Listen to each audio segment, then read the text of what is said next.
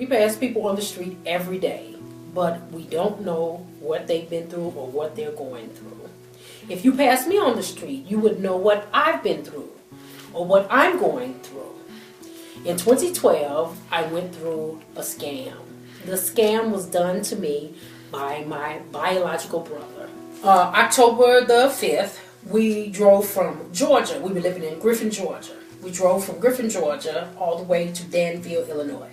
We got to the place, and come to find out, we did not have a house. We were sold a slab of concrete for $15,000. It wasn't just me. They had scammed 5 other women. All of us were single women with children. I felt so ashamed because of the fact that this was my actual biological brother.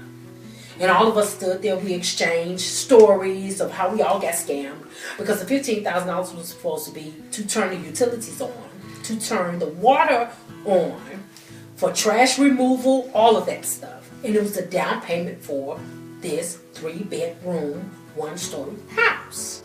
But we didn't get that. By the time the police got there, everybody devastated. Only place they had to take us, they took us to the motel that was in Danville. And then we had to make our way to find other arrangements. A church member, she said, "Bev, I have somewhere for you and the kids to go. You may not like it, but hey, it's a stepping stone to give you somewhere to go." But I was stressed out because you don't want to disappoint your kids. You want your kids to feel like you are a superhero. And at that time, I was no superhero. I felt I had really let them down because we were living in a motel, an extended stay motel. We saw a lot of things. My kids saw things they had never saw before. We lived next door to the drug man.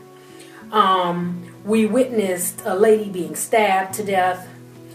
I also made friends with a lady named Sylvia, and she was so depressed and had no hope.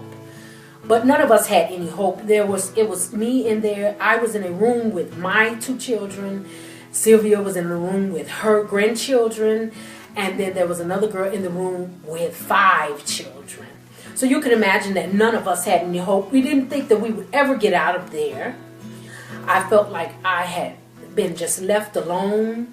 I didn't think God was really hearing me, although I was praying.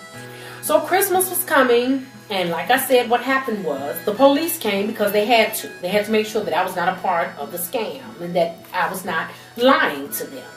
They came, and I felt so hopeless. This was the first time my kids never had a Christmas tree, and this was the first time my kids would not have any Christmas present. But when Detective Munsterman left, he came back. And when he came back, he brought us lights because he knew we couldn't put a tree in there because there was nowhere to put a tree. So he brought us Christmas lights. We put the Christmas lights up. So many people that we came in contact with are no longer around.